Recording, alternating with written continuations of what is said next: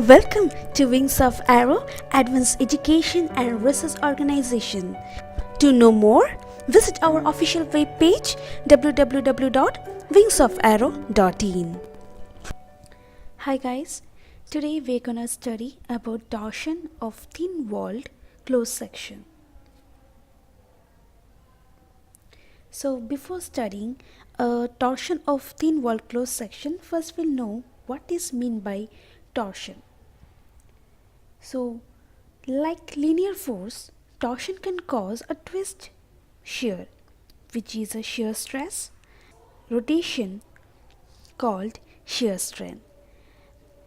Now, if a torque is applied to the end of a given bar as shown in figure, the bar will twist at an angle theta.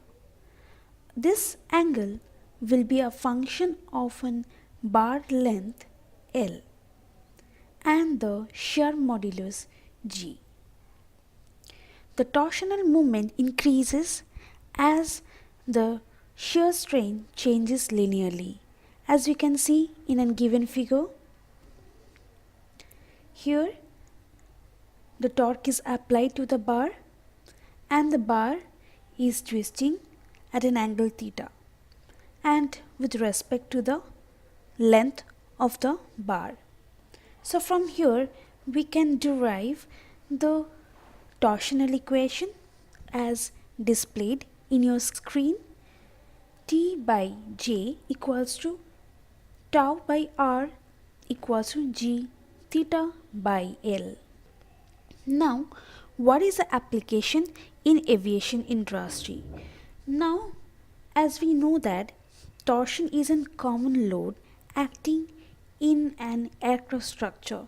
So you can see if the torsion is applied on a wing surface, how it occurs. It affects the aerodynamic forces as well as it can lead to a structural damage. So our main focus to analyze the structure if the load is applied or a torsion is applied on a thin wall closed section, what are the impacts gonna happen. Even though our exact solution for a shear stress and an angle of twist for a non-circular tube requires a complex analysis. So here we will do an approximate solution can be developed for these thin wall tubes. Here are a few given assumptions. The first assumption is the wall tube is thin when compared to the tube radius. Second is we have taken a thumb rule, the thickness should be less than 10% of the smallest overall external dimension. And the last is the thickness does not need to be constant, it is a variable thickness. So from this big element we have taken a small element called A, B, C, D. To analyze a thin wall tube, the concept of shear flow Q needs to be understood. So when a moment torque T is applied to the thin wall tube, the load is distributed around the tubes as a shear stress tau. So applying the static equilibrium condition acting on a small infinite element, so we can get as this equation as displayed, tau A TA equals to tau B TB, which is acting on A and B.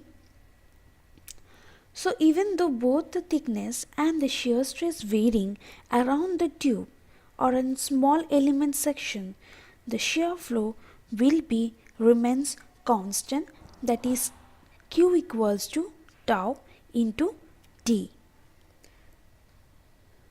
So now taking the shear flow multiplied by an arc length of the tube ds will give a force dF. This force occurs in moment dt. So we can tell the torsional moment around the point 0, that is about the tube center. So we can write dF cross R. So by substituting the value of dF force, we are converting to tau. is equal to tau into dA into R. The tau can be written as, the dA can be written as T ds. So recalling the formula, Q equals to tau into T, that is shear flow. Applying, we get the equation 1, dt equals to QR ds. Now recalling this equation, we get that simplifying, even though the integral looks simple, it cannot be solved for non-circular tubes. So our possibility is to use the total cross-sectional enclosed area considered as A suffix E of the tube. For a small element, the area of the triangular section can be written as like this, as displayed in your screen. So from here we can find what is the value of R ds equals to 2 DAE. Now applying this equation in equation 1, and we get as dt equals to 2QA dE. Now integrating both the side, and Q is constant, so Q will come outside, and after integrating we get as T equals to 2QAE. This equation is known as Bredt-Batho theory, or the theory of torsion of thin wall closed tube. Now this formula indicates the relationship between the torsional moment acting on a thin wall closed section, its enclosed area AE, whose resultant shear flow Q, and the shear stress tau.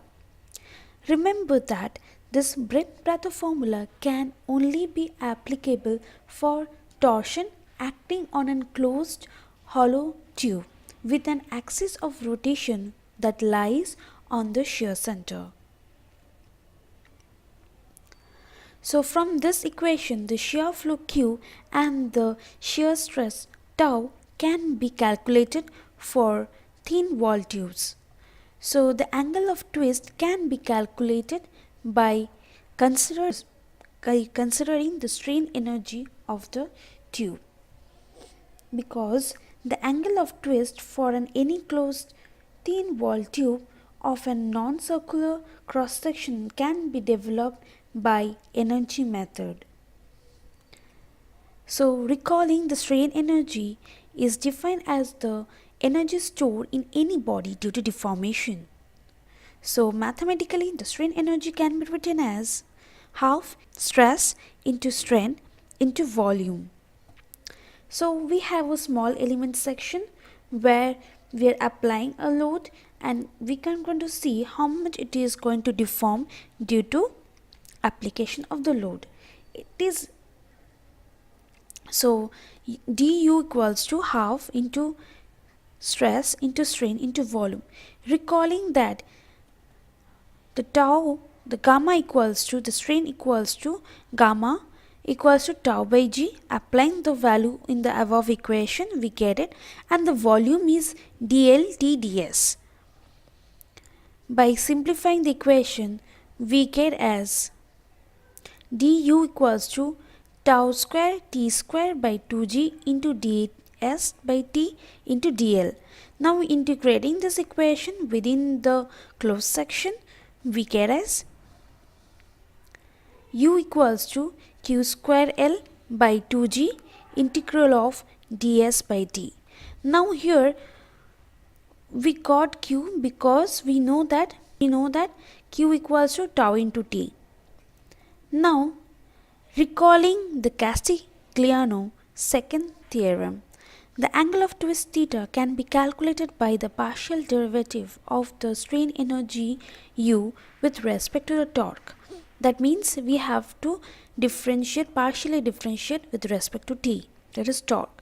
Now differentiating this equation, where we know that q equals to t by 2, by applying the value of q in the u equation, we get as u equals to t square l by 8 a square g close integral of 0 to s limit ds by t. Now we are going to partially differentiate this equation with respect to t, and we get as this. by simplifying, we get dou u by dou t equals to TL by 4a square g close integral of ds by t. Now to find the angle of twist per unit length, that is theta by L, we get as t by 4a square g close integral of ds by t. Now from here we know that t equals to 2aq.